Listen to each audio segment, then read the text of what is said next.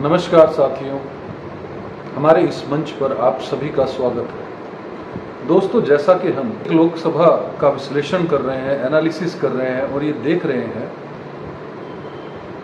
कि 2019 में किस पार्टी को कितने परसेंट वोट मिली, कितने परसेंट वोट 2014 में मिली और टोटल कितनी वोट्स मिली, और 2019 लोकसभा के बाद जब विधानसभा हुए तो तब कितनी वोटें मिली। आज इसी कड़ी में हम बात करते हैं सोनीपत लोकसभा की। सोनीपत लोकसभा एक जाट लैंड बेल्ट यहाँ से शुरू हो जाती है, दिल्ली से सटी हुई है सोनीपत जो बेल्ट है, और उसके बाद वो घूमती हुई जींद तक जो है ये लोकसभा जाती है।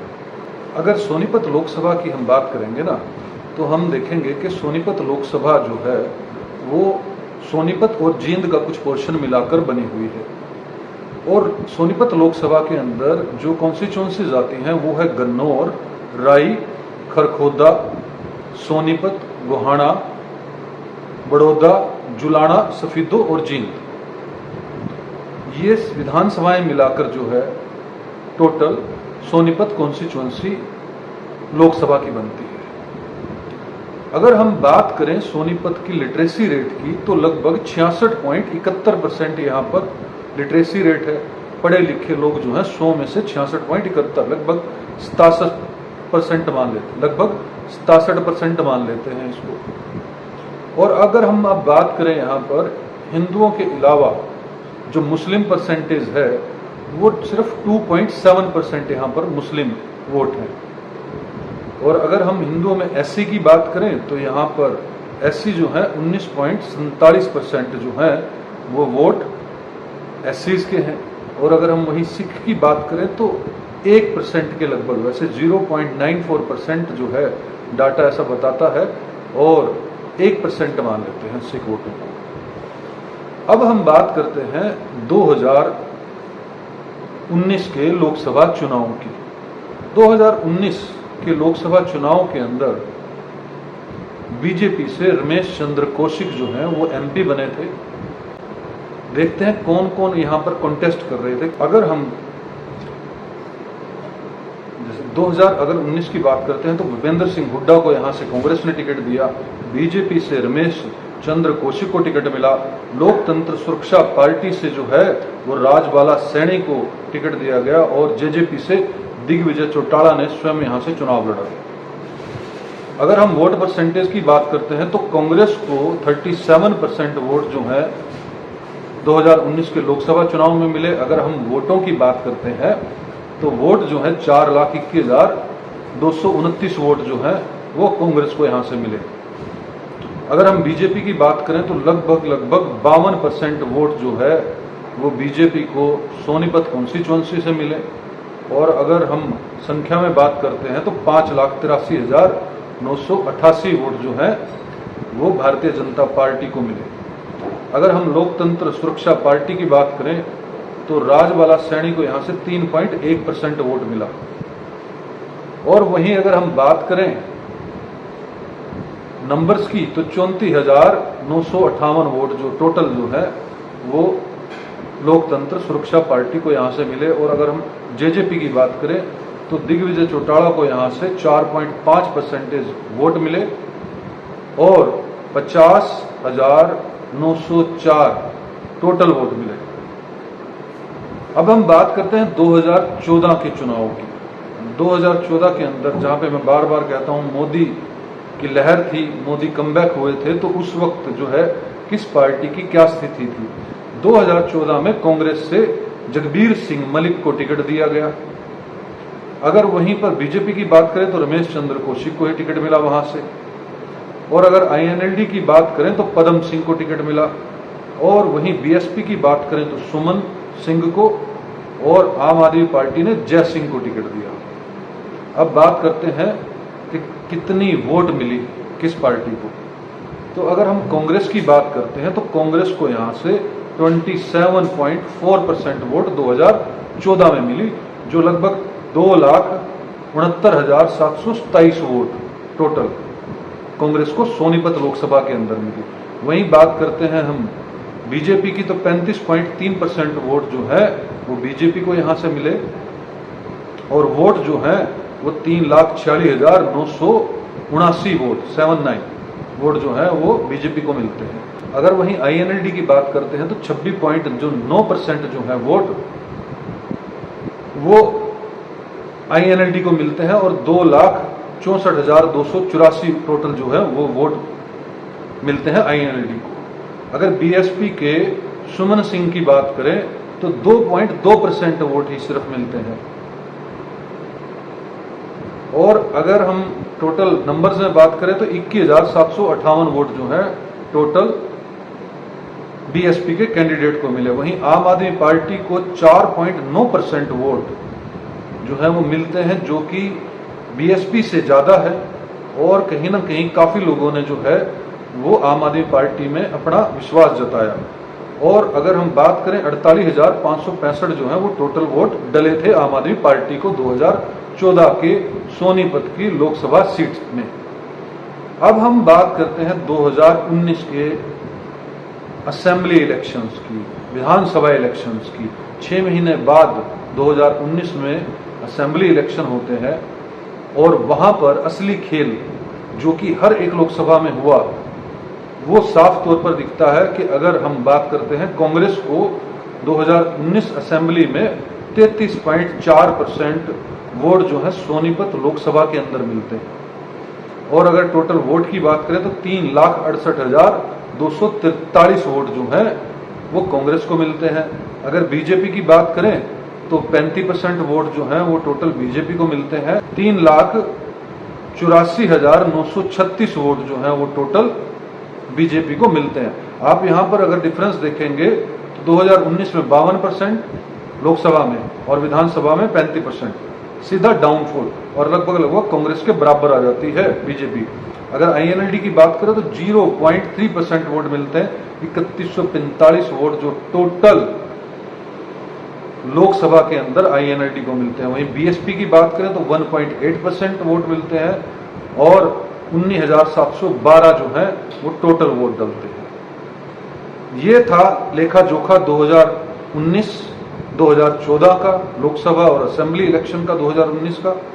और अगर हम बात करें 2019 में भी रमेश चंद्र कौशिक यहां से बीजेपी से एमपी थे और 2009 में जितेंद्र सिंह यहां से कांग्रेस से एमपी थे। अगर हम बात करते हैं 2024 की अब, तो 2024 के अंदर कांग्रेस ने सतपाल ब्रह्मचारी को यहां से टिकट दिया है। अगर हम बीजेपी की बात करें तो मोहन लाल बडोली को यहां से टिकट दिया गया है। अगर हम जेजेपी की बात करें, जेजेपी ने भूपेंद्र सिंह मलिक को टिकट दिया है। बीएसपी की बात करें तो उमेश गहलवाल को यहां से टिकट मिला है। और आईएनएलडी इनेलो की बात करें तो अनूप सिंह दहिया को यहां से टिकट दिया गया है। अनूप सिंह दहिया एक रिटायर्ड पुलिस ऑफिसर हैं, उनको टिकट मिला है।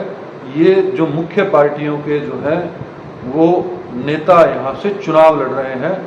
अब बात करते हैं कि यहां पर असली खेल क्या होगा, कौन जीतेगा 2024 का लोकसभा चुनाव, क्या है यहां की ग्राउंड रिपोर्ट। ग्राउंड रिपोर्ट अगर हम आपको बताएं तो मुख्य तौर पर, क्योंकि ये पूरी की पूरी जाट बेल्ट है, जाट अब की बार जो है वो इकट्ठे हुए हैं पूरी तरह से। और जाट जो है वो दूसरी जातियों को भी मनाने में लगे हुए हैं, चाहे वो पंडित हो, चाहे वो बनिए हो, चाहे वो शेड्यूल कास्ट हो, चाहे वो कुछ पंजाबी हो। तो जो कांग्रेस के लोग हैं वो अब की बार पूरी तरह से ये कोशिश कर रहे हैं कि यहां से सभी जो जातियां हैं उनका समीकरण जो है वो ऐसा बिठा दिया जाए कि ये सीट निकल जाए।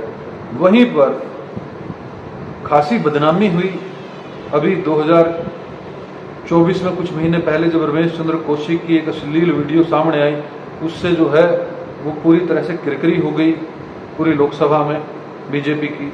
तो बीजेपी ने उसको टिकट भी नहीं दिया और नया कैंडिडेट उतार दिया।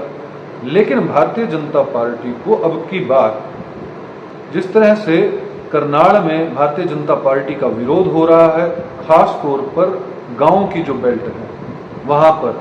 शहरों में उतना विरोध नहीं है, लेकिन जो आम नागरिक है वो कहीं ना कहीं बीजेपी से खार खाए बैठा हुआ है। उसके अंदर कहीं ना कहीं टीस है कि पिछले 10 सालों के अंदर उन्होंने बहुत मजबूती से पूरा विश्वास करके भारतीय जनता पार्टी को चुना था, लेकिन मुख्य ही मुद्दों में भारतीय जनता पार्टी फेल हो गई। चाहे वो रोजगार को लेके हो, बेरोजगारी में नंबर 1 हुआ हरियाणा, कर्ज के अंदर नंबर 1 हो गया एक ढंग से, क्योंकि जितना कर्ज था उससे 3 से 4 गुना कर्ज जो है वो भारतीय जनता पार्टी के 10 साल के शासन में हो गया हरियाणा के ऊपर। दूसरा, डेवलपमेंट के नाम पर सिर्फ और सिर्फ छलावा जो है वो देखने को मिला, ऐसा विपक्ष कहता है और ऐसा मैं भी जो है ग्राउंड में देखता हूं। अब की बार चाहे वो गरीबों को प्रॉपर्टी आईडी का दंश झेलना पड़ा हो, प्रॉपर्टी आईडी में जिस तरह से भ्रष्टाचार हरियाणा के अंदर हुआ है वो किसी से छुपा नहीं है, और ये जनता अब की बार मुझे लगता है वोट की चोट से जो है वो हिसाब करेगी भारतीय जनता पार्टी का। ऐसा मुझे ग्राउंड से रिपोर्ट मिल रही है कि आम आदमी जो मुख्य मुद्दे थे, चाहे वो महंगाई का भी मुद्दा हो, उसने कमर तोड़ दी एक आम आदमी की। बिजनेस की डेवलपमेंट नहीं हुई उतनी जितनी होनी चाहिए थी। जो मिडल मैन बिजनेसमैन है उसकी भी कमर टूटी, लेकिन जो बहुत बड़े बिजनेसमैन हैं उन्होंने जरूर ग्रो किया। सरकारी नौकरी देने में विफल रही सरकार। ऐसा लग रहा है कि जैसे कॉन्ट्रैक्टरशिप जो है वो हरियाणा के अंदर पूरी तरह से लागू कर देगी। अब की बार अगर नेक्स्ट टाइम रिपीट होती है भारतीय जनता पार्टी की सरकार, तो सरकारी नौकरी के नाम पर सिर्फ और सिर्फ कॉन्ट्रैक्ट वाली नौकरी मिलेगी, ऐसा साफ तौर पर लोगों को ये बात पहुंच गई है। किसान आंदोलन जो है भारतीय जनता पार्टी के लिए कहीं ना कहीं जैसे ताबूत में कील ठोकने का काम जो है वो करेगा। वहीं अगर भारतीय जनता पार्टी का पक्ष सुन लें तो बिना खर्ची बिना पर्ची नौलाल खट्टर जी बार बार बोल रहे हैं, विपक्ष बिल्कुल बिखरा हुआ है ऐसा बोल रहे हैं, विपक्ष के पास कोई ताकत ही नहीं है ऐसा बोल रहे हैं। बात बिल्कुल ठीक है, लेकिन ताकत कभी न पक्ष के पास होती है और न विपक्ष के पास होती है। ताकत जो होती है ना वो वोट की जनता के पास होती है। जब जनता के मन से कोई भी विधायक, कोई भी एमपी, कोई भी सरकार, कोई भी पार्टी जब उतर जाती है तो उसको उखाड़ कर फेंकने में जनता तिनका भर भी नहीं सोचती। और ऐसा मुझे अब की बार लग रहा है कि हरियाणा के अंदर भारतीय जनता पार्टी जितना भी कह ले कि हमने रोड अच्छे कर दिए, भारतीय जनता पार्टी ने नो डाउट कुछ अच्छे काम किए हैं। शहरों के अंदर पार्क्स, गांव के अंदर पार्क लेके आए, ओपन एयर जिम लगाया, ठीक है। अब उसकी मेंटेनेंस के लिए धन कहाँ से लेके आएंगे, क्योंकि कर्जा ही इतना ले रखा, उसी की इंस्टॉलमेंट में ही चला जाएगा।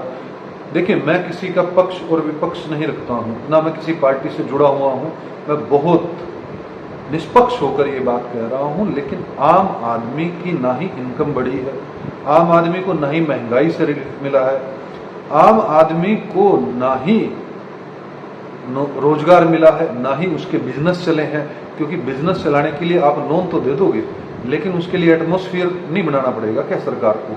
सरकार की ड्यूटी है एटमॉस्फेयर बनाना, ताकि कोई व्यक्ति प्रोड्यूस करे तो वो सेल भी हो जाए।